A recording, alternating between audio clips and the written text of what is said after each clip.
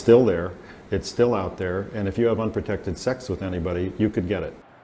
New at 11 fear tonight there could be more victims after Green Acres police officers arrested, charged with spreading HIV to sexual partners who didn't know he carries the virus.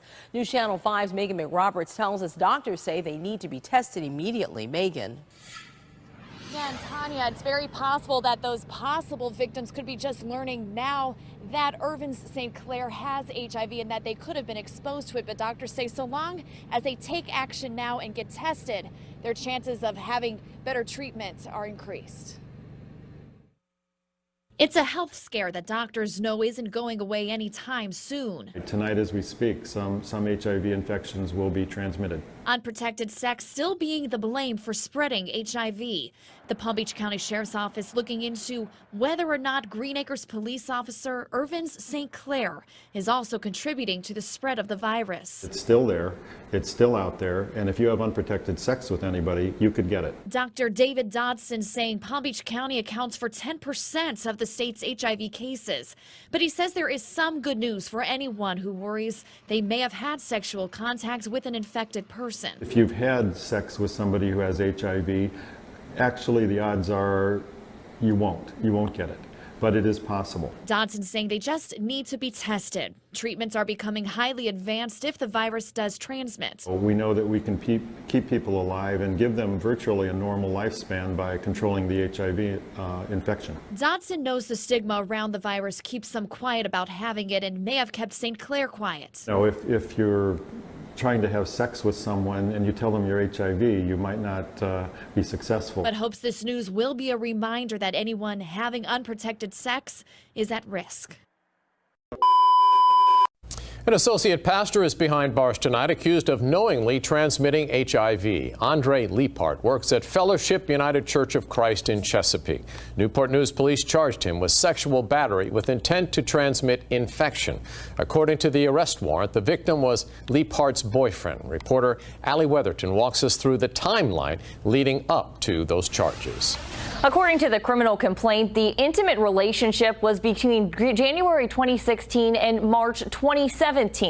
Court documents say near the end of the relationship, the victim found HIV medications in Liepart's name. Virginia Department of Health records show Liepart tested positive for the disease as of April 2015. It also shows the victim was an active plasma donor in 2015 and was negative for the disease at that time.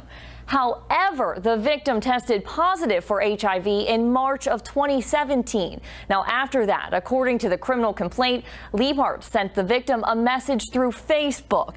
It read, "Don't do this. I should have told you before from the beginning. When I found out I was in such a bad place, I didn't care who I hurt because I was hurt. I hate that you had to find out this way. Just talk to me." A man who knows the suspect says he's shocked. He says Liepart was like a father to him. I started seeing him guiding me, actually trying to tell me, hey, you go this way, go that way. You know what I'm saying? Hey, you need to do this, go to school, just because this reason. He was helping me out. 3 women HIV. One of the victims spoke with Fox 25's Sarah Smith. She joins us now live from the police department with this story tonight. Sarah. Wendy, the woman did not want us to show her face or use her name, but she's speaking out to help others. Ernest LaCour is charged with 3 counts of knowingly engaging in conduct to transfer HIV. One of the victims spoke to Fox 25 on Friday. It is a deadly disease and it is sad, but you still can live your life. Like, I don't have AIDS. I still have a life to live. The woman says she started having sex with LaCour in 2019. She says she got sick and went to the doctor. I would just faint and pass out. I would get lightheaded. I would get so sick to my stomach. I'd have these episodes and I would throw up for weeks. Her lab results were life-changing. It's hard. Like, mentally, I'm crying and everything, and how to cope with this. And there's a whole program and tell me about it and the medications and the treatment and everything. Documents say OKC police got involved because evidence shows LaCour knew he was HIV positive during sexual contact. Records show there are at least 2 other victims. I'm here to tell my story, and I'm strong. I can do this and I have support. The woman we talked to says there could be others. I just want to tell everyone that they need to get tested and they need to be careful. And you just don't never know. You never know who someone really is. A child tests positive for HIV. And now a Rockford man's accused of passing it on to the victim in a series of assaults over more than a decade. Caleb Becker was there as officials announced the charges. Caleb? That man is sitting in the Winnebago County Jail tonight on a $1 million bond, and officials worry there could be more victims out there. I'm disgusted. It's despicable that a child has to be a victim to a predator. Please, if you have any information about this case or other cases involving this suspect, contact us. A Rockford man is charged with sexual assault of a child. Prosecutors also say 31-year-old Stephen Grimes transmitted HIV to the child. On May 25th of 2019, the Rockford police detectives responded to a Rockford medical office. When they responded, they met with medical staff who had reported a possible sexual assault of a child. In all, Grimes faces 12 felony counts. The Winnebago County State's Attorney believes the assaults began back in 2005, when the victim was under the age of 13. And now, that victim is tested positive for HIV. Officials are urging anyone who may have had intimate contact with Grimes to get tested. We first of all would implore you, if you have had intimate contact, to certainly seek your health care provider to have an examination to make sure that you are properly taking care of your health. Getting tested for HIV is quick. With a prick of a finger, a drop of blood, and 15 minutes, you can know where you stand and what precautions you need to take. That if someone feels they have been exposed to HIV, or even if you've just been involved with someone and you're not sure of their status, you can come in and get tested.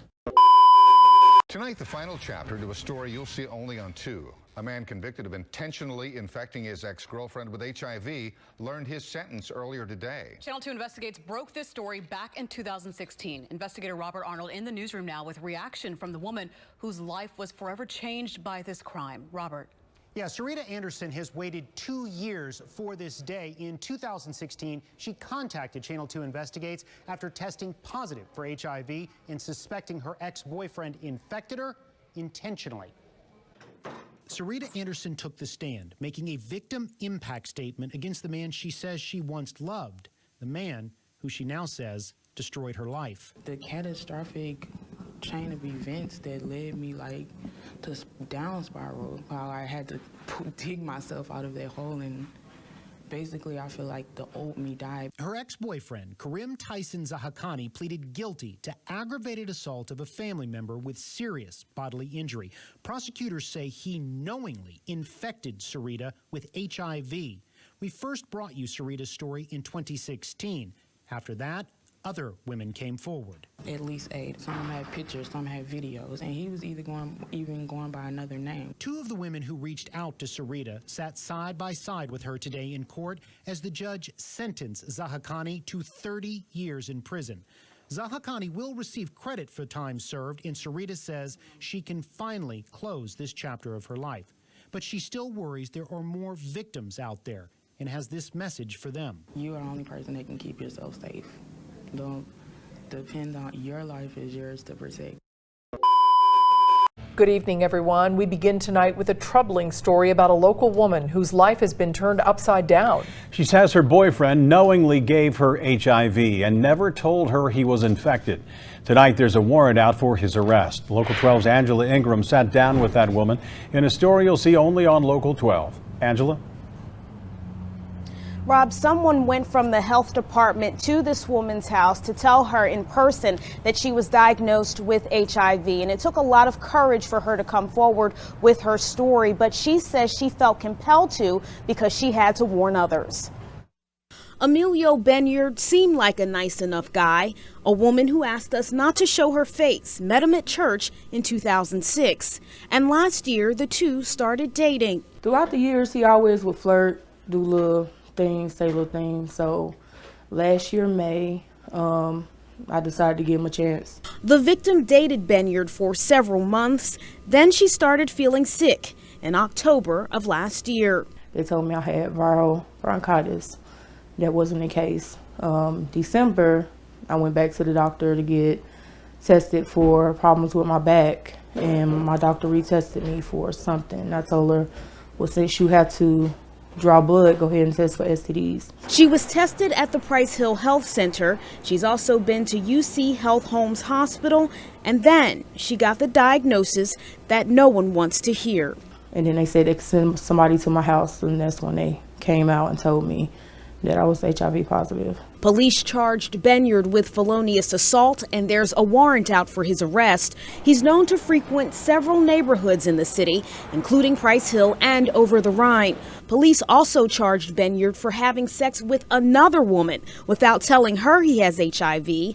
That case was ignored because the victim didn't go to court. He's just messing up people's lives. The women who thought Benyard was a good guy feel betrayed, to say the least, and this woman chose to speak out to protect the public. I want to get the word out and let people know, because he's not going to let you know. Days before an unprecedented trial in the tri-state, you're about to hear the exclusive story behind the alleged crimes. The case involves a former professional wrestler charged with not telling his many sex partners that he is HIV positive. One woman who knows the circumstances all too well is now telling her story only to the I-Team's Hagit Lamore.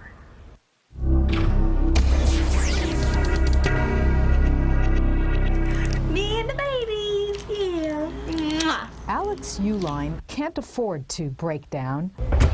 You want some too? There's too much at stake. Ooh, good boy. Like teaching 2-year-old Maya the ABC song. TV. Or trying to keep up with 1-year-old AJ.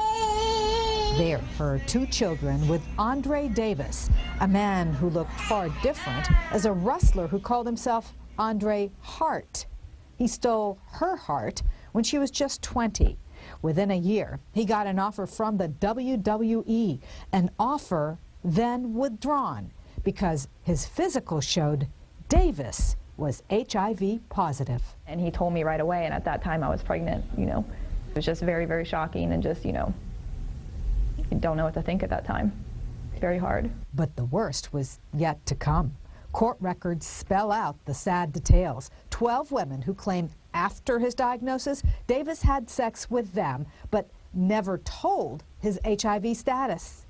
SL, KC, SG, MS, a veritable alphabet soup of women now fearing they're infected too. I was shocked. I mean, I didn't know what to believe. It's a magnitude prosecutors say is unparalleled in this region. They charged Davis with 15 counts of felonious assault. When he goes on trial this week, he's looking at up to 120 years in prison if convicted. What has he said about these charges? I mean, he doesn't deny them. I mean, he's not saying that that he didn't. I feel like he knows what he was doing now, and he knows that it was wrong, and he's very, very sorry. I know that for a fact, but it doesn't change that what he did. You can feel the conflict rolling off this young mom, still making excuses for her children's father. It's not like somebody was trying, okay, well, I'm going to go out here and try to give this to these people. It's not like it was. But he didn't tell them, and he is HIV positive. Exactly, and that's wrong in itself right there, but I think definitely he should pay for what he did. But Alex says he's not the only one paying.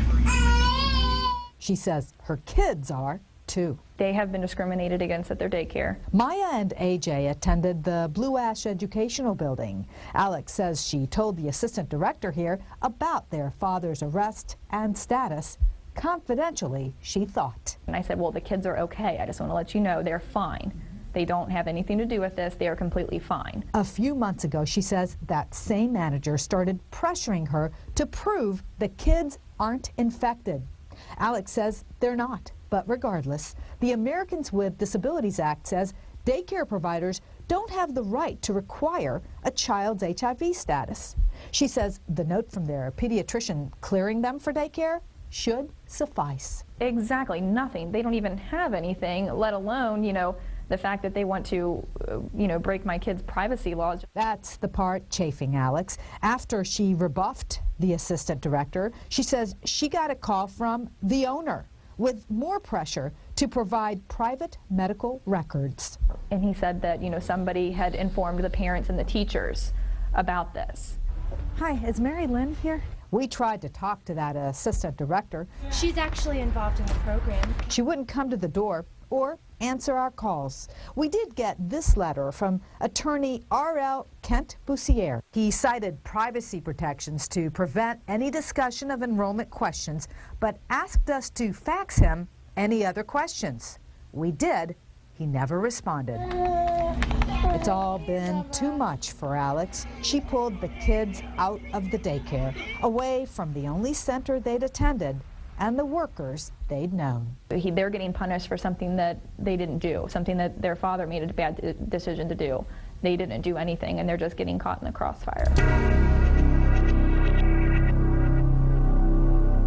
That was Hagit Lamore reporting. Alex is testifying for the prosecution, but she's not one of the 12 women named in the charges. 9 News will cover the trial. It begins tomorrow.